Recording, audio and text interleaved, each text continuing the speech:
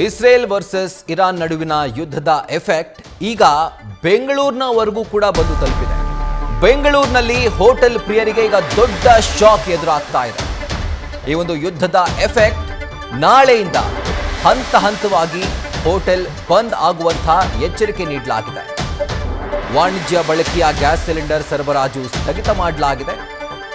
ಈ ರೀತಿಯಾಗಿ ದಿಢೀರನೆ ಸಿಲಿಂಡರ್ ಸರಬರಾಜು ಸ್ಥಗಿತ ಹಿನ್ನೆಲೆಯಲ್ಲಿ ಹೋಟೆಲ್ ಉದ್ಯಮಕ್ಕೆ ಸಂಕಷ್ಟ ಹಿನ್ನೆಲೆಯಲ್ಲಿ ಹಂತ ಹಂತವಾಗಿ ಹೋಟೆಲ್ಗಳು ಬಂದ್ ಆಗ್ತಾವೆ ಅನ್ನುವಂಥ ಮಾಹಿತಿ ಈಗ ಲಭ್ಯವಾಗ್ತಾ ಇದೆ. ಮೊನ್ನೆ ತಾನೇ ಕೇಂದ್ರ ಸರ್ಕಾರ ಕಮರ್ಷಿಯಲ್ ಸಿಲಿಂಡರ್ಗಳ ಬೆಲೆಯನ್ನು ಏರಿಕೆ ಮಾಡಿತ್ತು.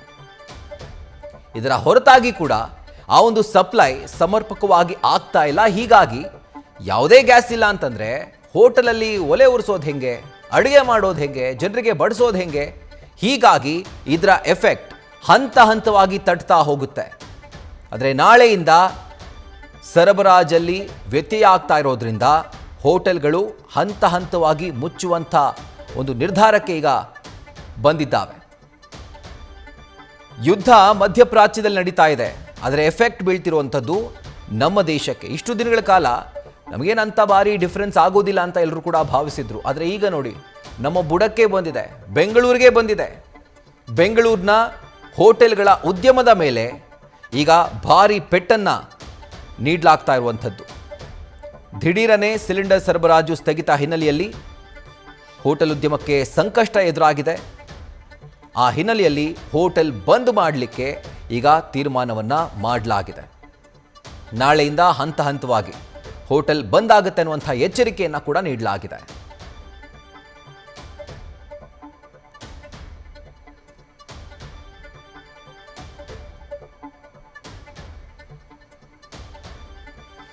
ಇದರ ಕುರಿತಾಗಿ ಈಗ ನಮ್ಮ ಜೊತೆ ಮಾತನಾಡೋದಕ್ಕೆ PC ರಾವ್ ಅವರಿದ್ದಾರೆ, ಬೆಂಗಳೂರು ಹೋಟೆಲ್ ಅಸೋಸಿಯೇಷನ್ನ ಅಧ್ಯಕ್ಷರು. ಸರ್ ನಮಸ್ತೆ. ನಮಸ್ತೆ ಸರ್. ನಾವು ಅನ್ಕೊಳ್ತಾ ಇದ್ವಿ ಇರಾನ್ ಇಸ್ರೇಲ್ನಲ್ಲಿ ಯುದ್ಧ ಆಗ್ತಾ ಇದೆ, ನಮಗೇನಾಗುತ್ತೆ ಬಿಡಿ, ಆರಾಮಾಗಿರ್ಬೋದು ಅಂತ. ಬಟ್ ಈಗ ಅದರ ಎಫೆಕ್ಟ್ ನಮಗೂ ಬಂದಿದೆ ಸರ್. ಹೋಟೆಲ್ ಉದ್ಯಮಕ್ಕೆ ಭಾರಿ ಪೆಟ್ಟನ್ನು ನೀಡ್ತಾ ಇರುವಂಥದ್ದು.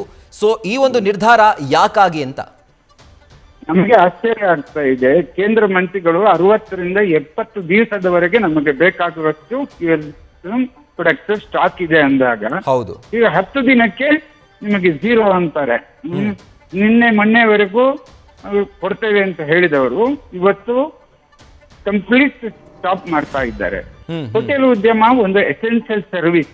ಹೌದು, ಇದರಿಂದ ಅವಲಂಬಿತವಾಗಿದ್ದಂತ ಲಕ್ಷಾಂತರ ಜನ ಬ್ಯಾಚುಲರ್ಸ್ ಇದ್ದಾರೆ, ಹಿರಿಯ ನಾಗರಿಕರಿದ್ದಾರೆ, ಹಾಸ್ಪಿಟಲ್ ನಲ್ಲಿ ಪೇಷಂಟ್ಗಳಿದ್ದಾರೆ, PGಗಳಿದೆ. ಅದಲ್ಲದೆ ಪ್ರವಾಸಿಗರು ಸಾವಿರಾರು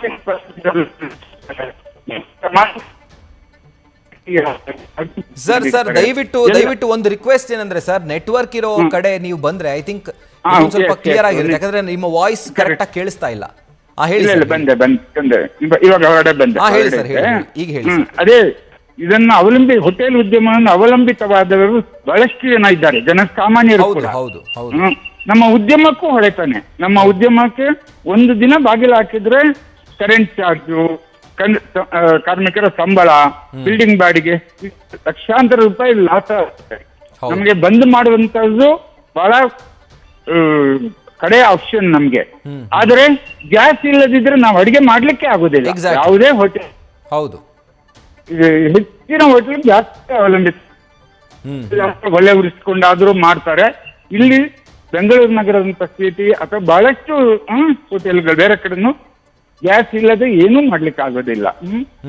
ಇದು ಬಹಳ ದೊಡ್ಡ ಆಶ್ಚರ್ಯಕರವಾಗಿದೆ. ಹಾಗೂ ಇದಕ್ಕೆ ತಕ್ಷಣ ಅವರು ಸಂಪೂರ್ಣ ನಿಲ್ಲಿಸಿರುವುದು ಅಸಮಾಧಾನ ಬೇರೆ.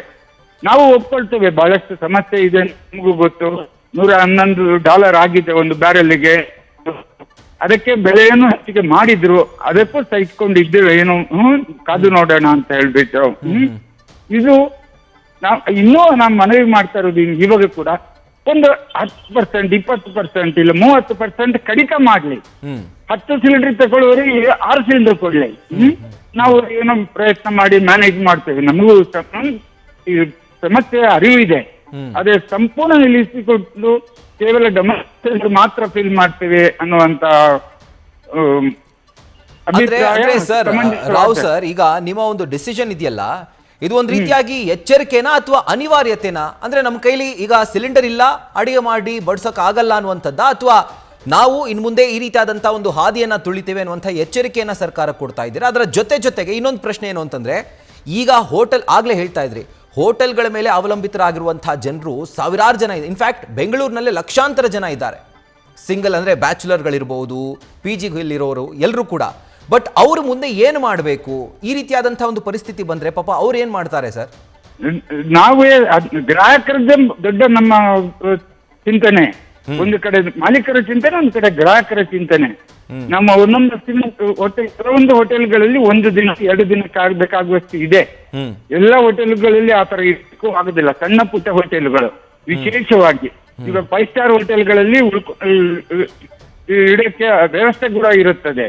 ಮಧ್ಯಮ ಹೋಟೆಲ್ಗಳಲ್ಲಿ ಅದು ಅವಶ್ಯಕತೆ ಆಗಿರುವಂತಹ ಹೋಟೆಲ್ಗಳು, ಎಸೆನ್ಷಿಯಲ್ ಸರ್ವಿಸ್. ಇವತ್ತು ಫೈನ್ ಡೈನಿಂಗ್ ಅನ್ನೋದು ಅಷ್ಟು ಎಸೆನ್ಷಿಯಲ್ ಎಲ್ಲ ಇದ್ರೆ ಅವ್ರ ಹತ್ರ ಮ್ಯಾನೇಜ್ ಮಾಡಬಹುದು. ದರ್ಶಿನಿ ಹೋಟೆಲು, ಮಧ್ಯಮ ಹೋಟೆಲು, ಕ್ಯಾಂಟೀನ್ಗಳು ಇವರೆಲ್ಲ ಅನಿವಾರ್ಯ. ಅವ್ರಿಗೆ ಬಾಗಿಲು ತೆಗಿಲಿಕ್ಕಾಗಲಿಲ್ಲ, ಬಾಗಿಲು ಹಾಕ್ಲಿಕ್ಕಾಗಲ್ಲ. ಈ ಪರಿಸ್ಥಿತಿಯಲ್ಲಿ ಬಂದಿದ್ದೇವೆ. ಇದಕ್ಕೆ ಸರ್ಕಾರನೇ ಉತ್ತರ ಕೊಡಬೇಕು.